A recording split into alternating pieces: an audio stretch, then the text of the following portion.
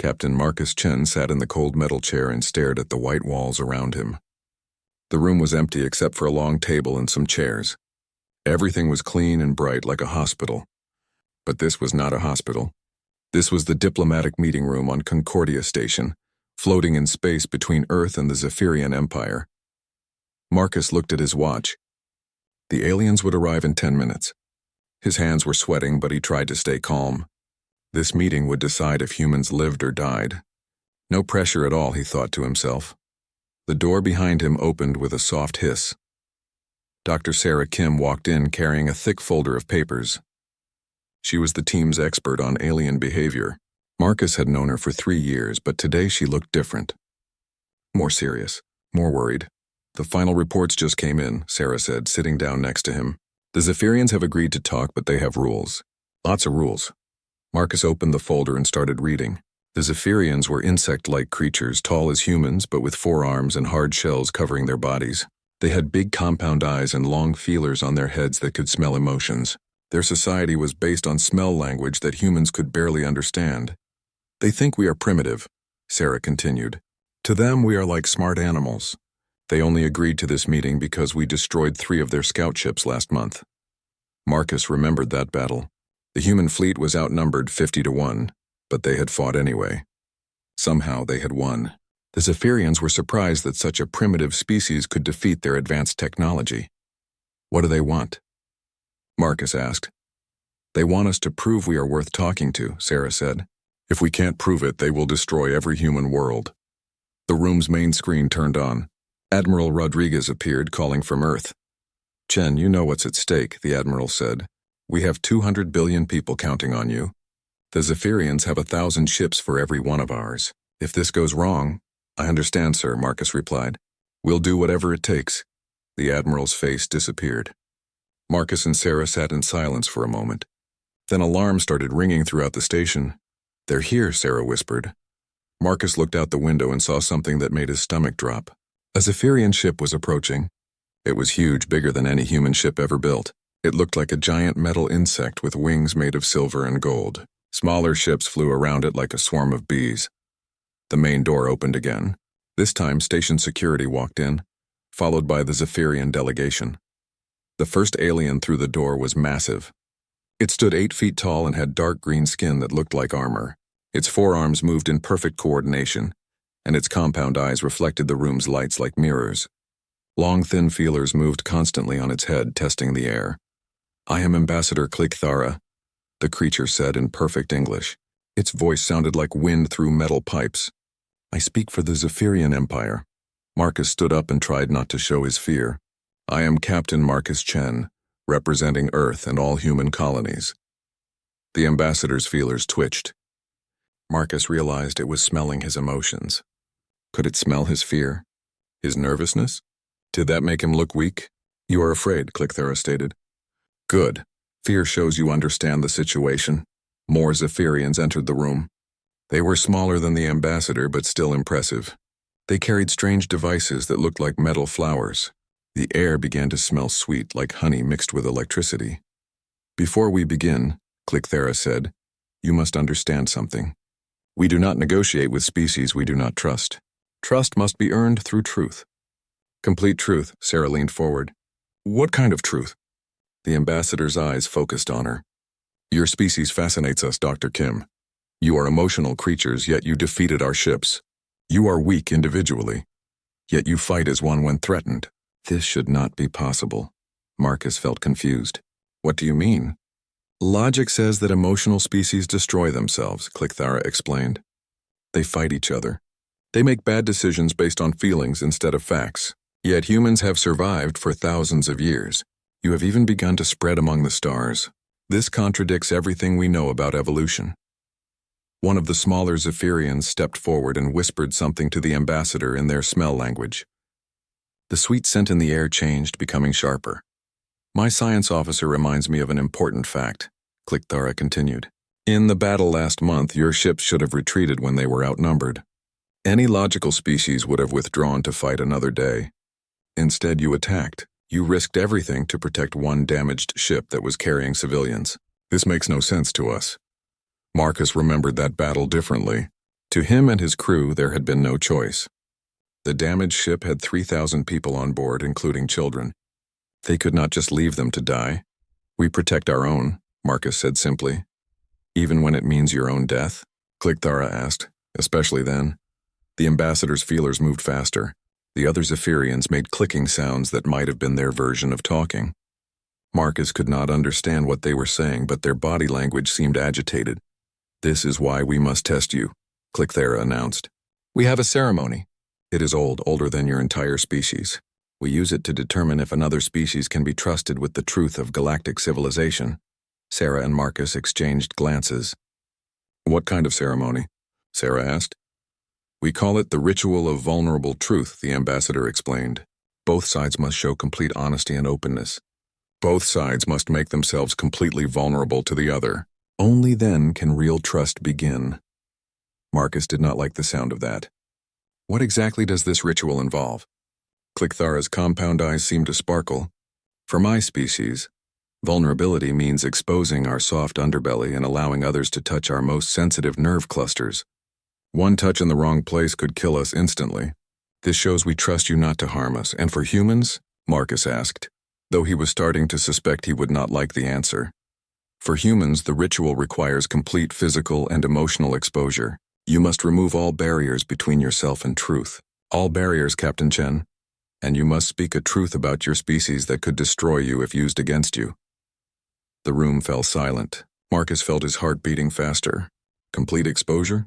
In front of alien creatures and recorded for both civilizations to see? This was not what he had signed up for. If we refuse? Sarah asked quietly. Then we consider humans too primitive and fearful for galactic civilization, Clicthara replied. Our ships will begin destroying human worlds within one solar day. Marcus looked at Sarah. Her face was pale, but her eyes were determined. She nodded slightly. She was willing to do whatever it took to save humanity. When would this ceremony take place? Marcus asked. Now, the ambassador said. The ceremonial chamber is being prepared as we speak. Captain Chen, Dr. Kim, the fate of your species will be decided in the next hour. Marcus closed his eyes for a moment. When he opened them, he saw Sarah looking at him with trust and courage. If she was willing to risk everything for humanity, so was he. We accept, Marcus said. Clicthara's feelers twitched in what might have been approval. Then let us begin. And Captain Chen? Do not disappoint us. The galaxy is watching. The ceremonial chamber was unlike anything Marcus had ever seen. The walls were covered in strange symbols that seemed to move when he was not looking directly at them. The ceiling was transparent, showing the stars beyond. In the center of the room was a raised platform made of what looked like black glass. Marcus and Sarah stood at one end of the chamber while the Zephyrian delegation gathered at the other end. Between them, holographic cameras floated in the air, recording everything. Marcus knew that billions of humans and Zephyrians were watching this moment live. Ambassador Clicthara moved to the center of the platform. Her forearms spread wide and her feelers tasted the air constantly. Before we begin the ritual of vulnerable truth, she announced, both species must understand what is at stake. This ceremony has been used for over 1 million years to determine which species can be trusted with the secrets of galactic civilization. Sarah stepped forward. What secrets? The locations of the ancient gateways, Clicthara replied. The technology that allows instant travel between any 2 points in the galaxy. The defense networks that protect civilized worlds from the machine entities beyond the rim, the knowledge of which species can be safely contacted and which must be avoided at all costs. Marcus felt a chill run down his spine. No wonder the aliens were so careful about who they trusted. This was not just about trade agreements or territory. This was about survival on a galactic scale. Only species that pass the ritual are considered truly civilized, the ambassador continued. Those who fail are either destroyed or left to develop alone until they are ready to try again. Usually that takes several thousand years. How many species have passed this test? Marcus asked. In the last 1,000,000 years? 47, Clicthara said. Over 3,000 have failed. The numbers hit Marcus like a punch to the stomach. The odds were terrible, but humanity had beaten terrible odds before. The ritual has 3 phases, the ambassador explained. First, both species must demonstrate physical vulnerability. Second, they must share an emotional truth that could be used to destroy them. Third, they must make physical contact while in this vulnerable state. One of the smaller Zephyrians moved forward, carrying a device that looked like a metal flower. It placed the device on the platform, and holographic displays appeared in the air above it. For Zephyrians, physical vulnerability means exposing our reproductive core, Thara said. This is the soft part of our body that we normally keep hidden beneath our armor plating. A single touch to this area with harmful intent would kill us instantly. The holographic display showed the internal anatomy of a Zephyrian. Marcus could see the soft, pulsing organ hidden deep within the creature's armored body. For humans, the ambassador continued, our scientists have determined that physical vulnerability means complete removal of all artificial coverings. Your species uses clothing and tools as psychological armor. Removing them completely represents the highest form of vulnerability for a human. Marcus felt his face getting hot. They wanted him to be completely naked in front of everyone? In front of the cameras broadcasting to both civilizations? The emotional truth phase requires each species to reveal their greatest weakness, Thara explained. Something that, if known by enemies, could be used to destroy them entirely. Sarah raised her hand. What if we refuse to participate? Then humanity will be classified as too primitive for galactic civilization, the ambassador replied. Our fleet will begin systematic destruction of all human worlds within 24 hours. Marcus looked around the chamber. Through the transparent ceiling, he could see the massive Zephyrian ships waiting in space. Their weapons could turn Earth into dust in minutes. Who performs the ritual? He asked. You, Captain Chen, and one other human of your choosing, Thara said. I will represent the Zephyrian Empire. The ritual requires one representative from each species. Marcus looked at Sarah. She was the obvious choice. She knew more about Zephyrian culture than anyone else on the human team, but asking her to do this seemed wrong somehow. I'll do it, Sarah said quietly. For humanity. Dr. Kim, you don't have to, Marcus began. Yes, I do, she interrupted. This is bigger than our personal comfort. If this ritual can save our species, then we have to try. Ambassador Thara's feelers twitched rapidly. The human female shows courage. This is unexpected. Unexpected how? Sarah asked. Our studies of human behavior suggested that your species values individual survival over group survival, the ambassador explained. Yet you are willing to risk personal humiliation and exposure for the benefit of your entire species. This contradicts our psychological models. Marcus felt a spark of hope. Maybe humans were more surprising than the Zephyrians expected. Maybe that would work in their favor. There is one more thing you must understand, Thara continued. Once the ritual begins, it cannot be stopped. If either participant shows fear, aggression, or deception, the ceremony fails immediately. Both species must remain in complete vulnerability until the ritual is complete. How long does it take? Marcus asked. Approximately 30 minutes, the ambassador replied. 30 minutes during which you will be completely exposed and defenseless while speaking. Truths that could destroy your civilization. The chamber fell silent except for the soft humming of the recording devices. Marcus could feel the weight of two civilizations watching him. Every human in the galaxy was depending on what happened in the next hour. We need a few minutes to prepare, Sarah said. Thara nodded. You have 10 minutes. Use them wisely. The Zephyrians moved to one side of the chamber, giving Marcus and Sarah some privacy. They walked to the far corner and spoke in whispers. Are you sure about this? Marcus asked. No, Sarah admitted. But what choice do we have? If we don't try, everyone dies anyway, Marcus nodded. She was right. At least this way they had a chance. What truth should we tell them? He wondered aloud. Sarah thought for a moment. Something about human nature that makes us seem vulnerable but is actually our strength. Like what? I have an idea, she said. But you're not going to like it. Before Marcus could ask what she meant, Ambassador Thara called out across the chamber. Time is up, the ambassador announced. Are you ready to begin the ritual of vulnerable truth? Marcus looked at Sarah one last time. She nodded and smiled, but he could see the fear in her eyes. He was probably showing the same fear. We're ready, Marcus called back. Then let us determine the fate of humanity, Thara said. Step onto the platform and begin removing your artificial coverings. The galaxy is watching. Marcus took a deep breath and stepped onto the black glass platform. The surface was warm beneath his feet. Sarah stepped up beside him, her hand briefly touching his for support. This was it. The moment that would decide whether humanity joined the galactic community or died in the attempt. The ritual was about to begin. Marcus stood on the black glass platform and began removing his uniform jacket. His hands were shaking slightly, but he forced himself to stay calm. Around the chamber, holographic cameras recorded every moment. He knew that people on Earth were watching this, probably holding their breath. Sarah stood beside him, already beginning to remove her clothes as well. She moved with more confidence than Marcus felt. Her scientific training helped her treat this like any other experiment, even though both their lives depended on the outcome. "Remember," Ambassador Clickthera called from across the platform, "any sign of deception or fear will end the ritual immediately. You must remain completely honest and vulnerable." Marcus nodded and continued undressing. The air in the chamber was cool against his skin. He tried not to think about the millions of people watching him. Instead, he focused on the Zephyrian ambassador, who was also beginning her part of the ritual. Clickthera's forearms moved in a complex pattern around her body. There were soft, clicking sounds as hidden latches opened in her armor plating. Slowly, sections of her hard outer shell began to fold back, revealing the soft, pale flesh underneath. Marcus had never seen a Zephyrian without their armor before. Clickthera looked much more fragile than he had expected. Her inner body was almost translucent, with glowing veins visible beneath the skin.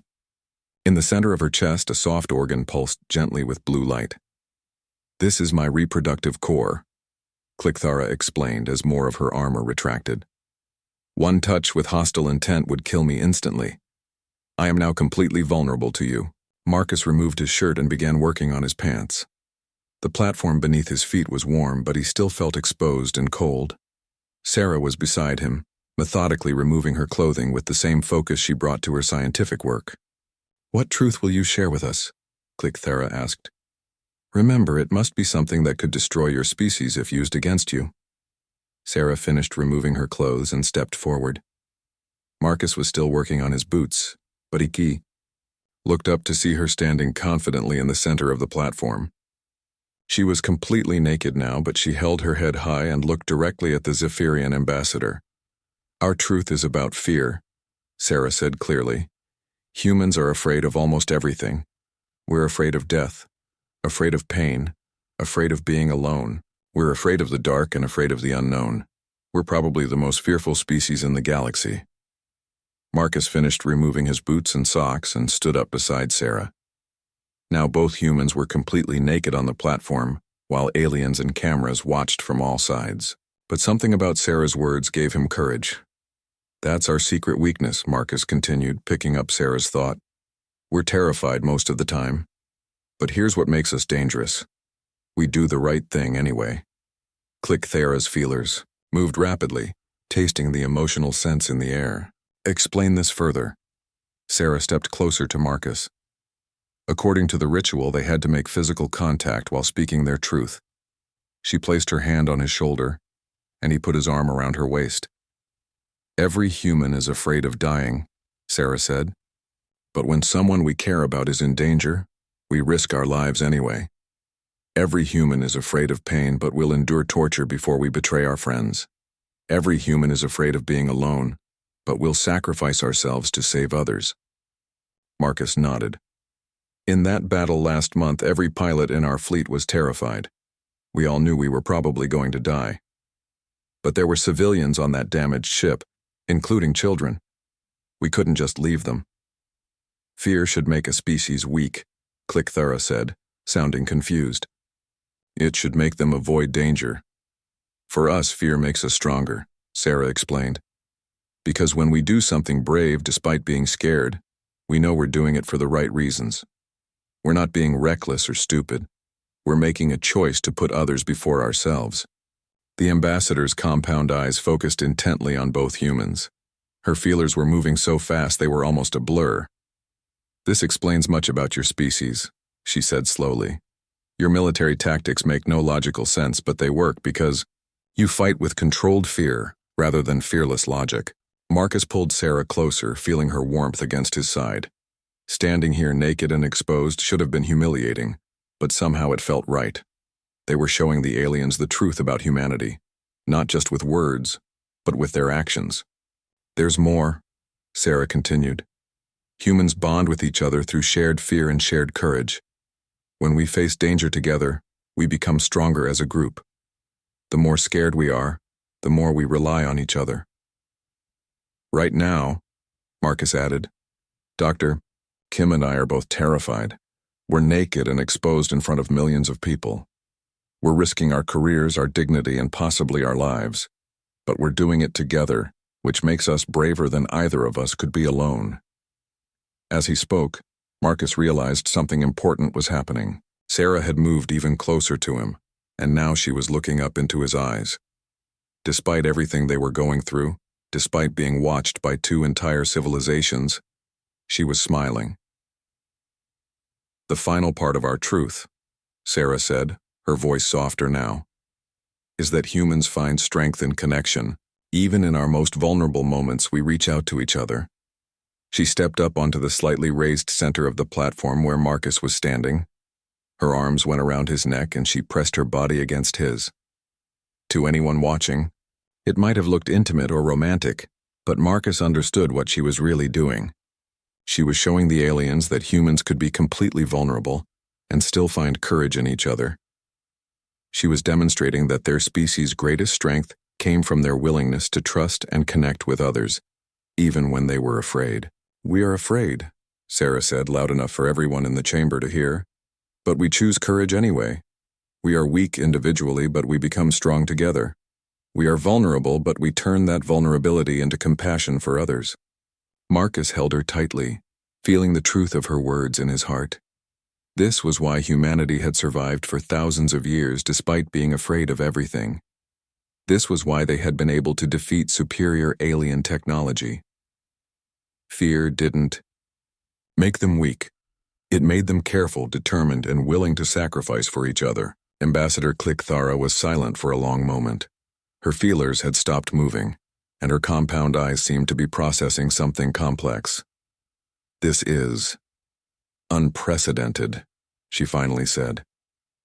We have never encountered a species that derives strength from acknowledged weakness. Your emotional responses should make you inferior to logical species like ours. Maybe, Marcus replied, still holding Sarah close. But our emotions also make us unpredictable.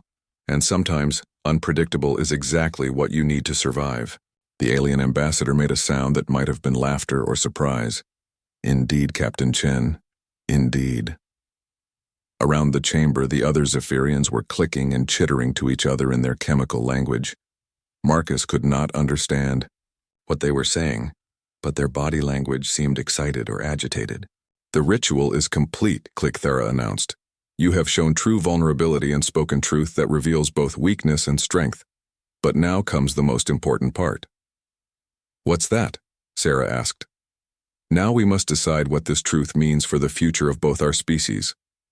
Ambassador Click-Thara remained motionless on the platform for several minutes.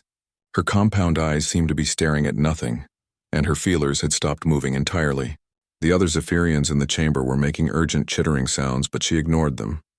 Marcus and Sarah stayed close together on their part of the platform, still naked and exposed.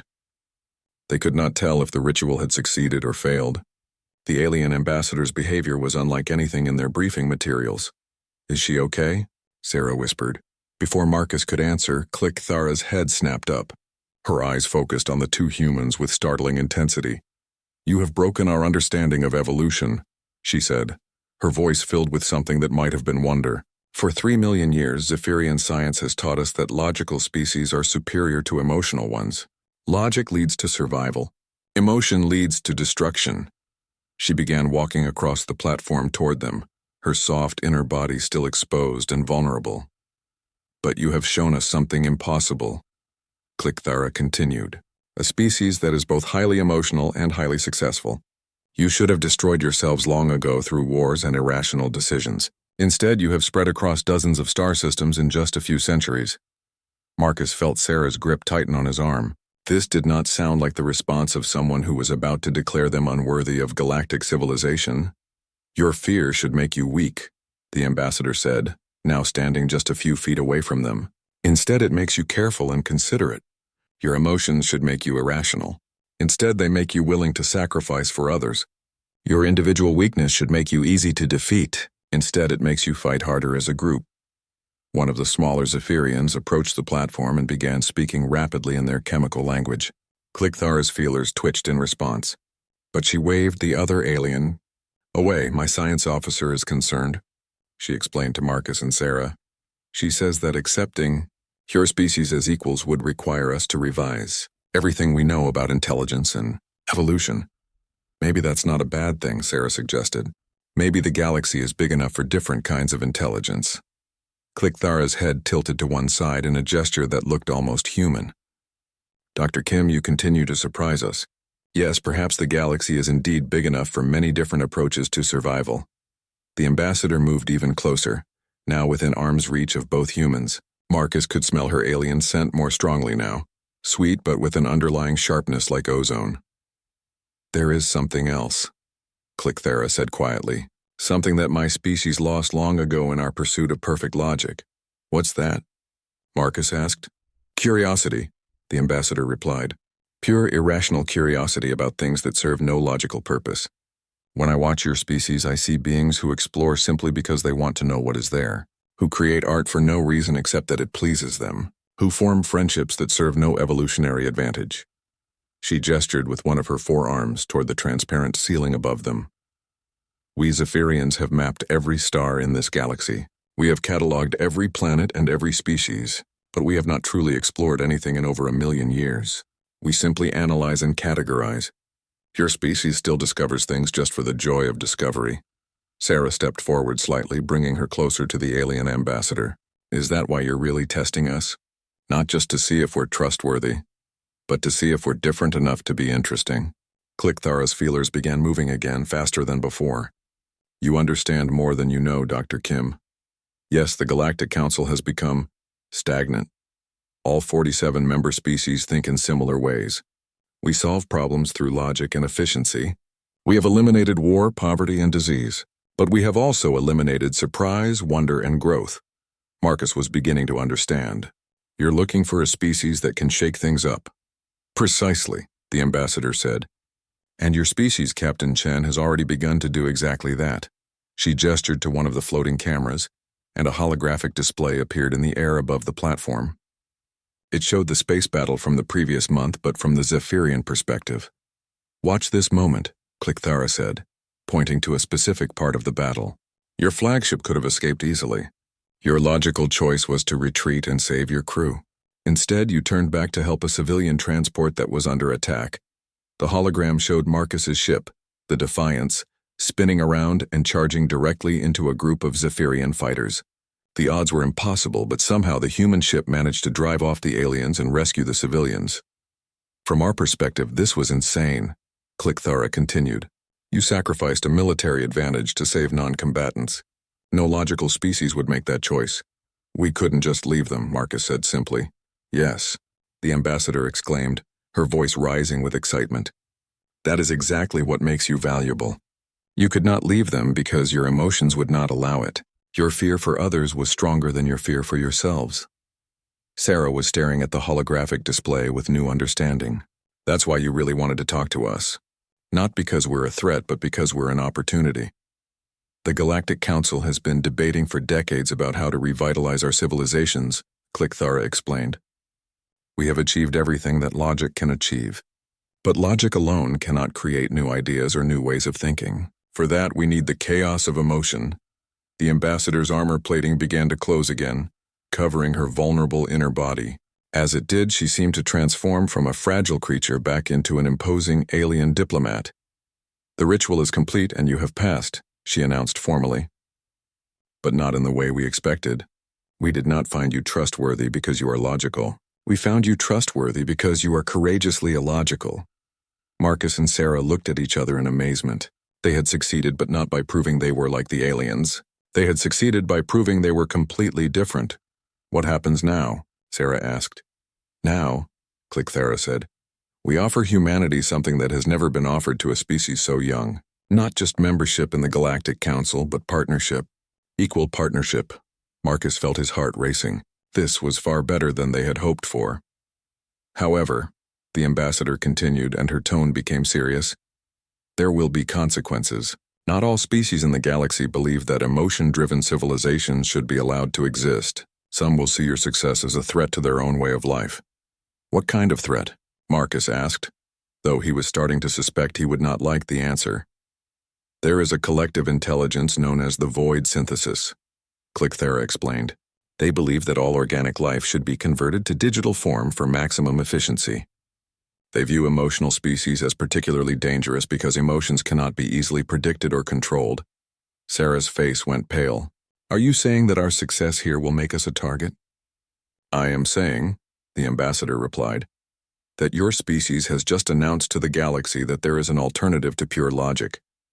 Some beings will not want that alternative to exist. The holographic cameras around the chamber began powering down, indicating that the ceremony was officially over. Marcus and Sarah could finally get dressed, but somehow that seemed less important now. So we're not just joining galactic civilization, Marcus said slowly. We're changing it. Yes, Clicthera confirmed. The question is, are humans ready for that responsibility? Marcus looked at Sarah, still standing beside him with courage and determination in her eyes despite everything they had just learned. If she was ready to face whatever came next, so was he. We'll be ready, he said. The ambassador's feelers twitched in what he was beginning to recognize as approval. I believe you will be, Captain Chen. I believe you will be. 3 hours after the ceremony ended, Marcus and Sarah sat in the station's observation deck, looking out at the stars. They were both dressed again, but Marcus still felt exposed somehow. Everything had changed, and he was not sure if humanity was ready for what was coming. Sarah was reading through the formal treaty documents that the Zephyrians had presented to them. Page after page of complex agreements about trade, technology sharing, and mutual defense. It was everything humanity had hoped for and more. Listen to this, Sarah said, pointing to a section near the end. They're offering us access to the Galactic Transportation Network. We could travel to any civilized world in the galaxy instantly. Marcus nodded, but he was distracted. Through the observation window, he could see Zephyrian ships beginning to leave.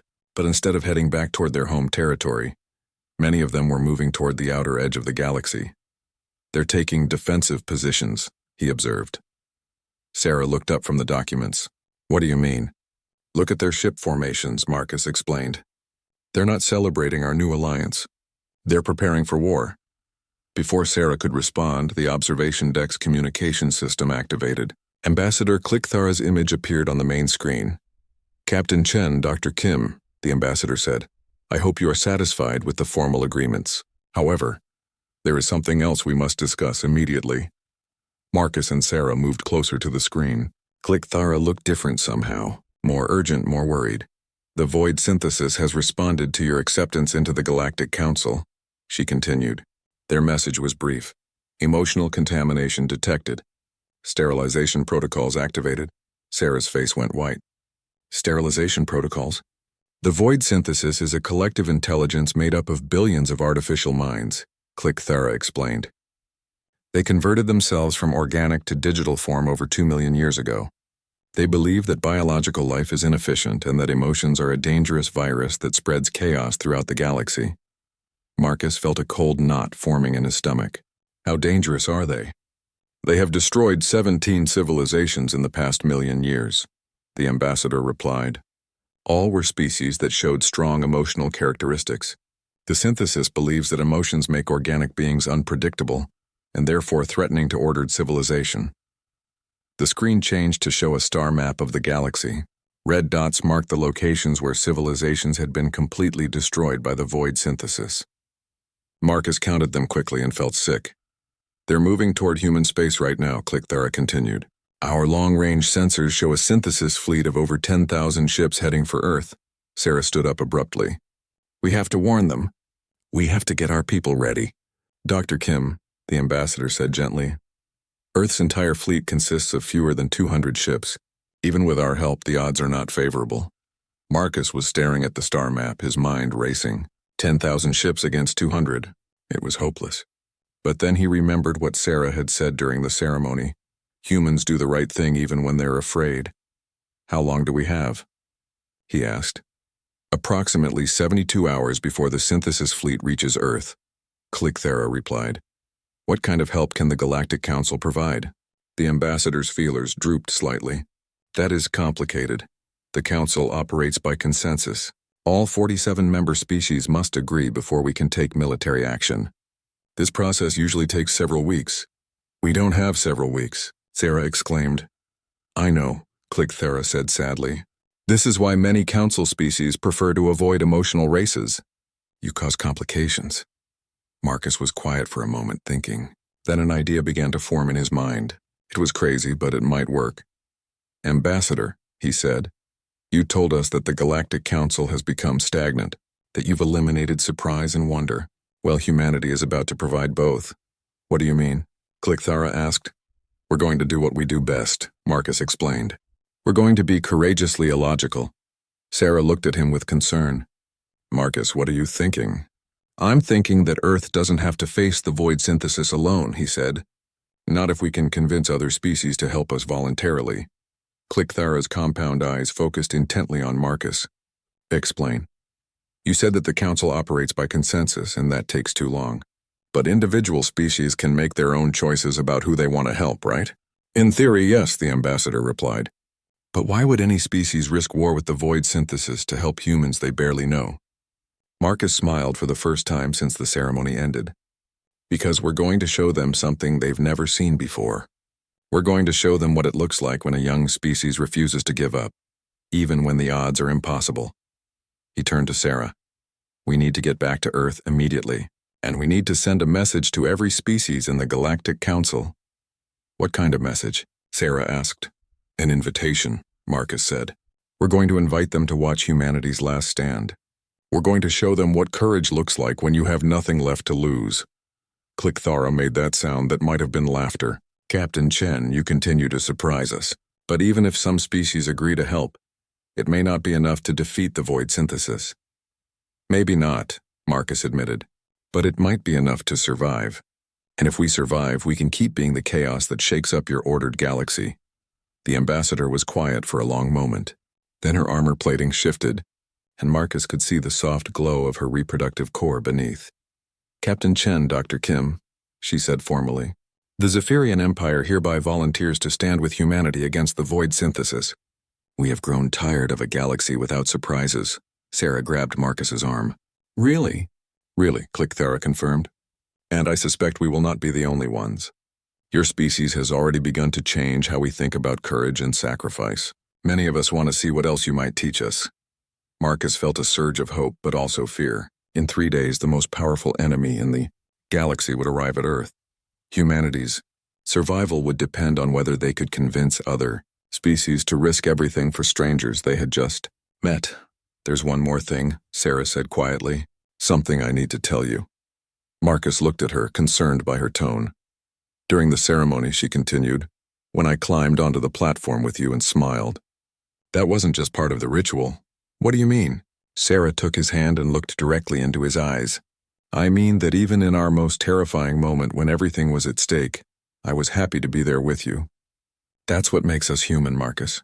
We find love and hope even when we're facing extinction. Marcus felt his heart skip a beat. He had been so focused on the political and military implications of their situation that he had not fully processed what had happened between them during the ceremony. Sarah, how? I know, she said, squeezing his hand. We can talk about it later. Right now we have a species to save. Marcus nodded and turned back to Ambassador Clicthara's image on the screen. Ambassador, we need the fastest ship you have. We're going home to prepare for war. The ship is already being prepared, Clicthara replied. Captain Chen, Dr. Kim, good luck. The galaxy is watching. As the communication ended, Marcus and Sarah stood together at the observation window, watching the stars. Somewhere out there, an unstoppable enemy was heading toward Earth. But they were no longer facing it alone. Humanity had earned its place in the galaxy by being courageously afraid. Now they would have to prove that fear and love together were stronger than cold logic and overwhelming force. The next 3 days would determine not just whether humanity survived, but what kind of galaxy they would all live in if they did. Marcus squeezed Sarah's hand and smiled. Whatever happened next, they would face it together. That was the human way.